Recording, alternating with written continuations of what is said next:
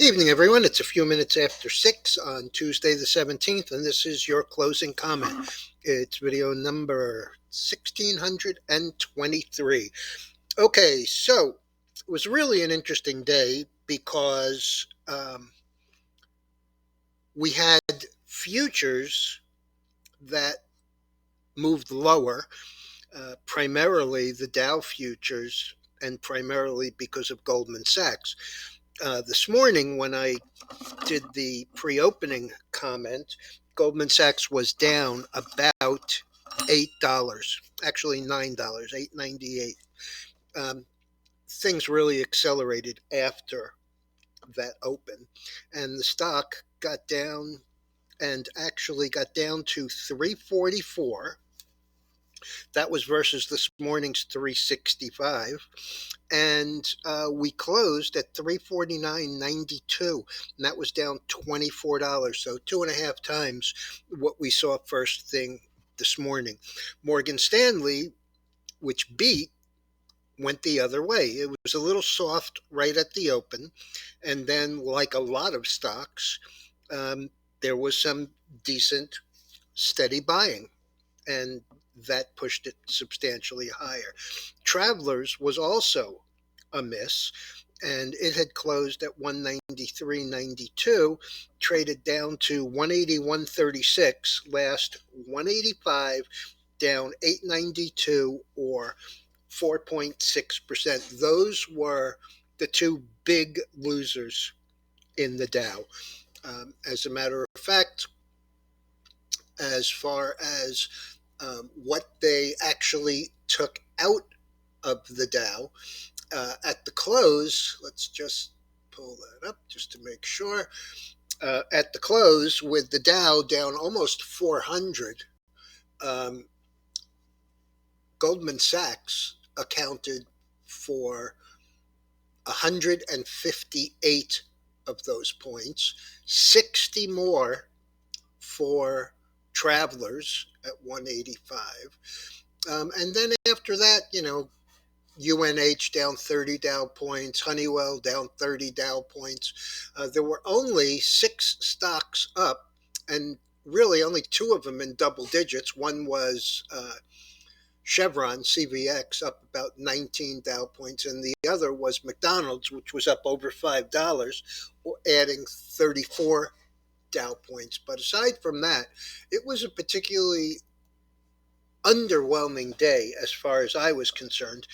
Um, During the early morning, as stocks were moving higher, um, we were hearing about 3-2 to the upside on the Nasdaq.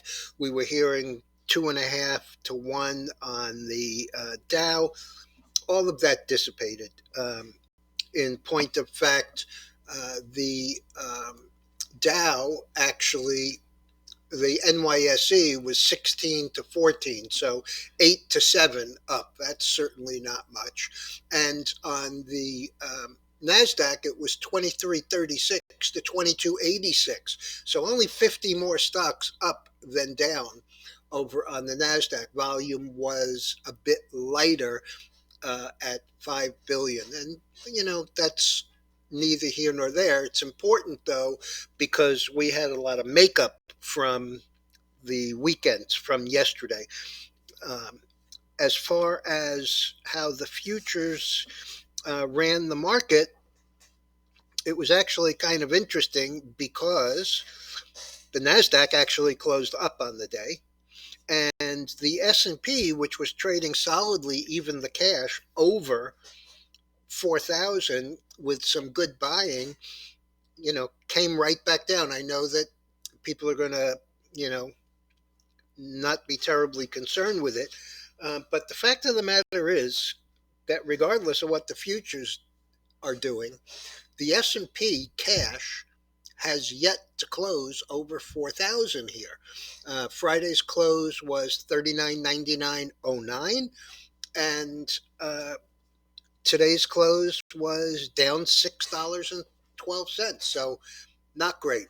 Chart on the screen is crude, and it was up and down and closed pretty close to the high, which is, well, actually, it has reopened. It closed at 80.18, and that was up 32 cents.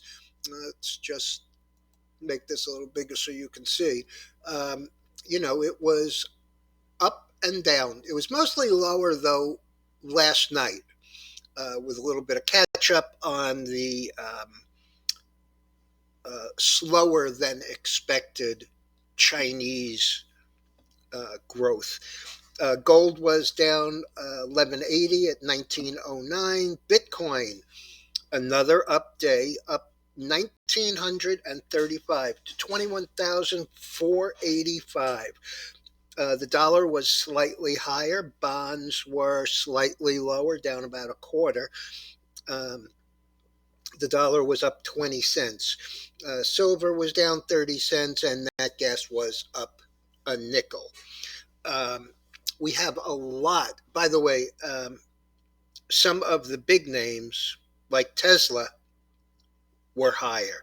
It's kind of interesting that everybody was blabbing about, you know, there being a trial for Elon Musk about the 420 um, financing guaranteed tweet from before. Tesla was up almost all day, and it closed up $9 at 131.49, up 909 or 7.4%. So pretty decent there. There is a mountain of uh, economic news tomorrow. 7 a.m. Oh, by the way, the Empire State that I didn't see this morning, how about down 32.9 versus expectations of down 8.5 versus the December number of down 11.2. So Empire State Manufacturing not holding up. Tomorrow we have mortgage apps, which were up 1.2% for the first time in God knows how long. At 8:30, we have December producer price and core producer price. So those are big numbers. Also at 8:30, we have retail sales, and retail sales excluding autos. At 9:15, we have industrial production and capacity utilization. Both look to be relatively unchanged. At 10 o'clock, November business inventories. At 10 o'clock, January NAHB housing market index. At 10:30, weekly EIA crude inventories. At 2 o'clock, the Fed's beige book. And right at the close, November long-term tick flows. All right, everyone. I will be back first thing in the morning.